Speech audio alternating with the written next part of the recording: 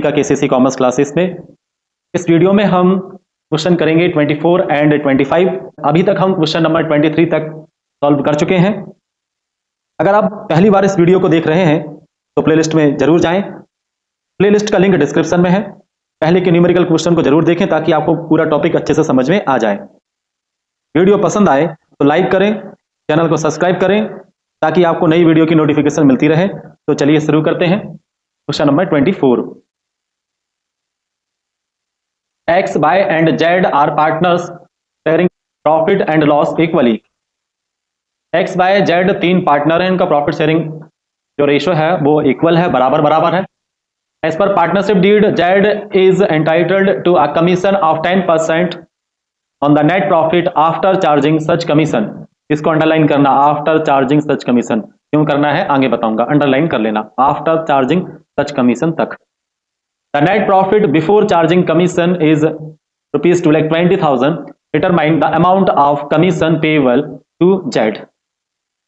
हमें Z का commission calculate करना है। सबसे ऊपर हम लिखेंगे कैलकुलेशन ऑफ कमीशन।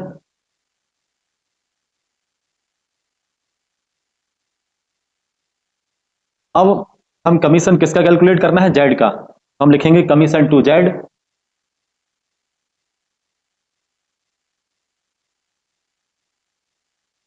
अब Z का कमीशन हमें निकालना है तो हम ये देखेंगे कि उसका खुद का कमीशन देने के पहले लिखा है ना, the net profit before charging commission कितना है? 2,20,000। तो यहां हम लिखेंगे 2,20,000 इनटू रेट ऑफ कमीशन क्या है? Commission of 10%। कमीशन की रेट क्या है? 10%। तो यहां हम लिखेंगे इनटू 10। अब यहां ध्यान दीजिए आप, यहां आपको कमीशन निकालना है तो मैंने अंडरलाइन आपको करवाई थी, जब भी ये वर्ड आपका आ जाए आफ्टर चार्जिंग सच कमीशन, आफ्टर चार्जिंग सच कमीशन, तो यहां आपको जो क्वेश्चन सॉल्व करना है 100 तो हम लगाते ही हैं इनटू प्लस 10%। ठीक है, ऐसा क्यों करना है अभी बताऊंगा मैं। अब इसको हम सॉल्व करेंगे तो ये कितना हो जाएगा? ये हो जाएगा 2,20,000 इंटू 10 डिवाइडेड बाय 110। यहां ध्यान रखिए हम 2,20,000 का 10% नहीं निकाल रहे हैं, हम 2,20,000 में Z का कमीशन इंक्लूड है, हाइड है, तो हम निकाल रहे हैं।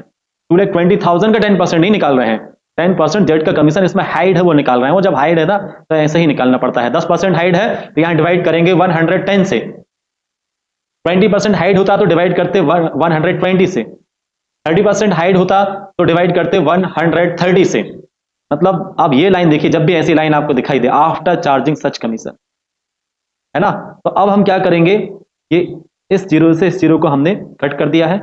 अब 22 को हम डिवाइड करेंगे 11 से, तो ये हमने डिवाइड किया, ये कितना आ गया? 20,000।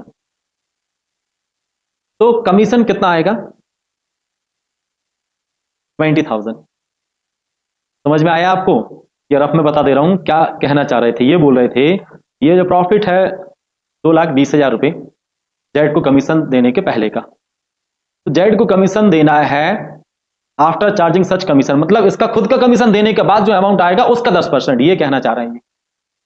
मतलब ये जेड्स का जो कमीशन है इसको माइनस करने के बाद जो अमाउंट आएगा इसका 10%।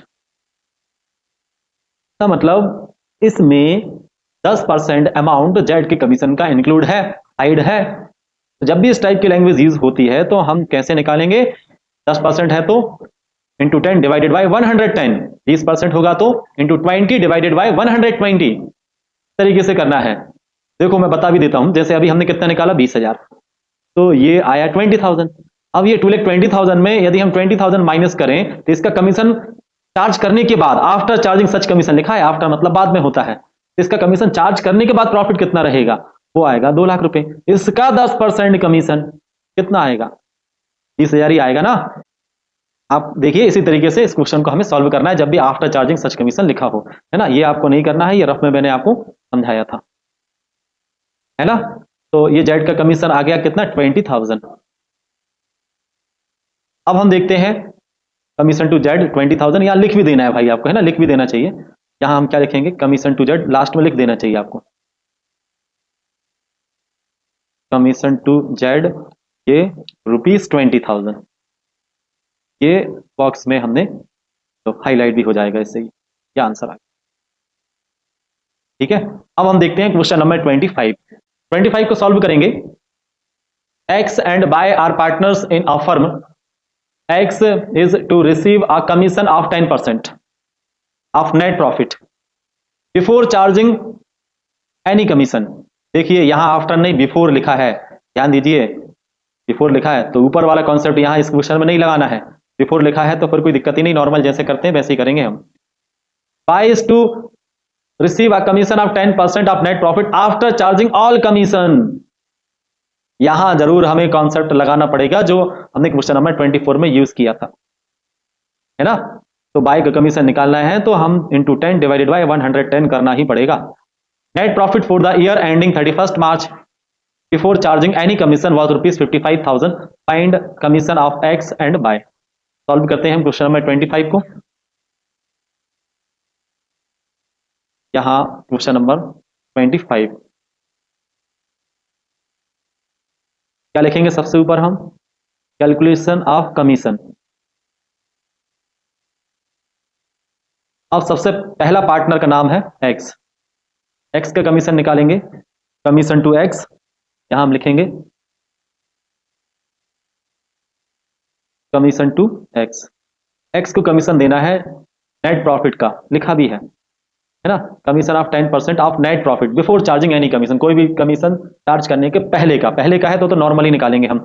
नेट प्रॉफिट कितना है ना, तो आप देखेंगे net profit for the year ending 31 March before charging any commission was ₹55,000। तो ये 55,000 है, इस 55,000 का बड़ा आसान है 10% निकालना है। तो 10% कितना आ जाएगा, नॉर्मली निकालेंगे, है ना, इसमें कोई हाइड नहीं है। ये इस जीरो से इस जीरो को कट किया, इस जीरो से इस जीरो को कट किया, तो ये कितना आ जाएगा 5500। ठीक है, कमीशन टू एक्स। अब ये बोल रहे हैं कमीशन टू वाई, ये भी निकालना है, तो यहां हम लिखेंगे कमीशन टू वाई। वाई का कमीशन, इसको भी समझो रफ में कहना क्या चाह रहे हैं। ये बोल रहे हैं वाई का कमीशन, ये जो फर्म का प्रॉफिट रहेगा इसमें हमें सबके कमीशन, दोनों पार्टनर के कमीशन माइनस करने के बाद जो अमाउंट आएगा उसका 10% निकालना है। लिखा भी है वाई को कमीशन मिलेगा 10% नेट प्रॉफिट का, लेकिन इसमें चार्ज होंगे ऑल कमीशन। ऑल कमीशन मतलब समझ रहे हो, एक्स का कमीशन तो माइनस हो गई होगा, साथ में इसका खुद का भी कमीशन माइनस करने के बाद। तो इसका मतलब वाई का कमीशन जो है ये आफ्टर चार्जिंग, आप तो यहां ध्यान दीजिए, यहां बोल दिया ना आफ्टर चार्जिंग ऑल कमीशन।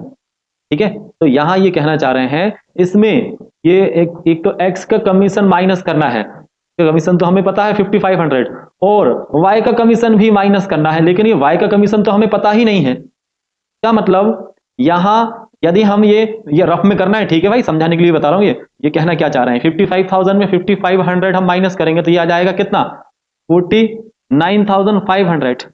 लेकिन इसमें केवल इसमें एक्स का कमीशन माइनस हुआ है, वाई का नहीं हुआ है, क्योंकि वाई का कमीशन हमें पता ही नहीं। तो हम ये कह सकते हैं कि ये जो 49,500 है इसमें अभी भी वाई का कमीशन हाइड है, छुपा हुआ है, इंक्लूड है। ठीक है, तो इसको जब भी 49,500 का हम 10% नहीं निकालेंगे, ध्यान रखना, इसमें 10% अमाउंट हाइड है वाई के कमीशन का, वो निकालना है। कैसे निकालेंगे, यहां लिखेंगे हम 49,500 इंटू 10 और डिवाइडेड बाय 110। जीरो से ये जीरो हमने कट कर दिया। ठीक है, अब हम क्या करेंगे, 49,500 को क्या करेंगे 11 से डिवाइड करेंगे, तो ये कितना आ जाएगा 4500। कितना आएगा 4500।